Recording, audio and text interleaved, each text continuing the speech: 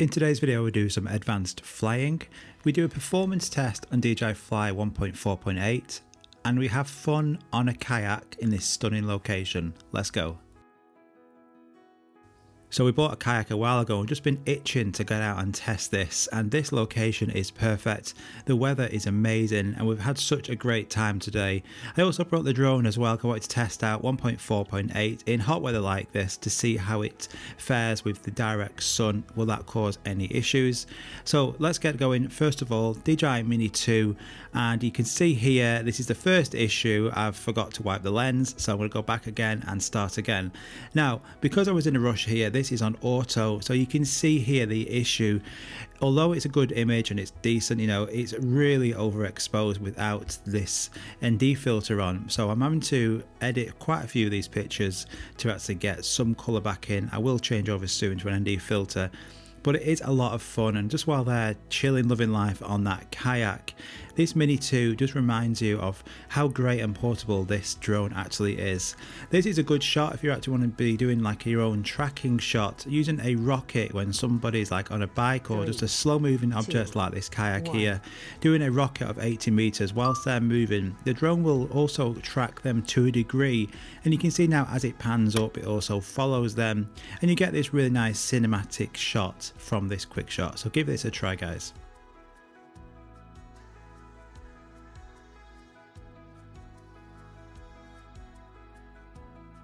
So don't forget about the quick shots. Although we can replicate a lot of these ourselves, they are a good tool to have, especially for beginners. And you can see now you get a really nice movement as it's following them.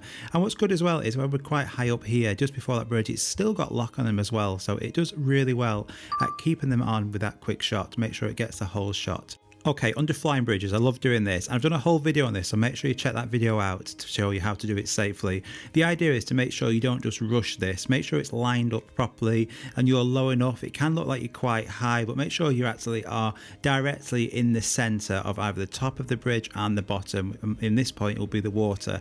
And you just want to go nice and smooth and keep going. You don't want to hang around under the bridge, because when you do get under the bridge like this shot here, I'll just pause it here, you can see you do get a GPS signal weak message, so just keep going until you've reached that other side, and practice on large bridges like this where you can actually get a decent separation between the bottom and the top, and then you just want to keep on going nice and smooth.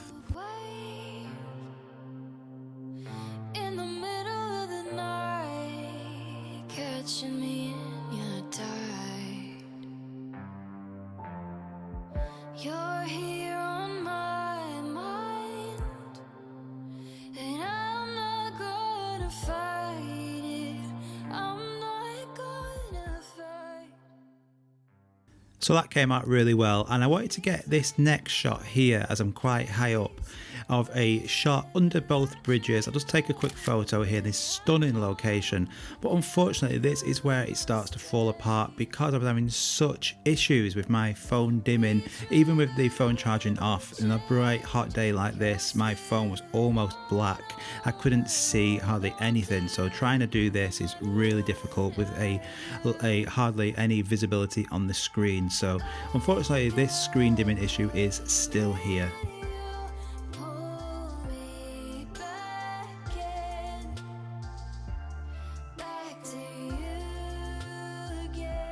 So the idea, I wanted to fly both bridges in one shot, but because I couldn't see it properly on the screen, although I could see the drone physically myself, it's hard to adjust it to get it all in one shot without seeing that screen as well. So I've had to curve around the end. So that's a fail in my book. It still looks good, yes, but what I'm going to do, I'm going to turn the phone off, I'm going to bring the drone in, I'm going to swap onto an ND filter and then try again.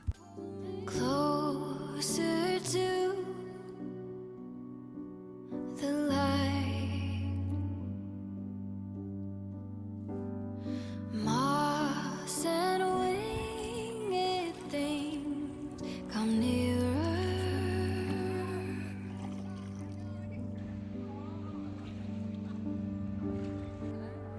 Their own tiny sun. You're the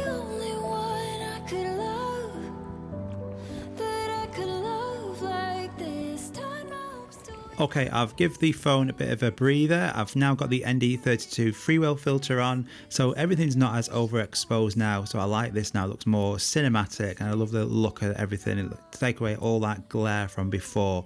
So I wanted to try this again, but unfortunately, still that dimming issue came back pretty quick. It doesn't take away from the fact that this is a stunning location. It's just me wanting to do some advanced moves.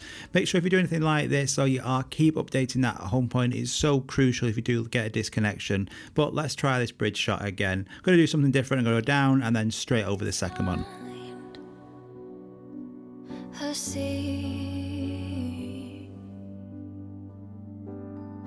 Even deeper these oceans. Every boundless one. You're the only one I could love. That I could love like this. So we had an absolute awesome day, and even though we've got this dimming issue, you know, the DJI Mini 2 is perfect for days like this, where you just need a drone, a portable drone, to be able to just get up and fly and get some aerial shots of that area you're in. Nobody in this area cared at all about this drone, and we were able to capture some fantastic shots both in the air and on the iPhone, and these are what memories and great days out are all about. So thanks so much for watching, guys. Take care, and I'll see you all very soon, and thanks so much for the support on the channel. Bye bye. I've been wishing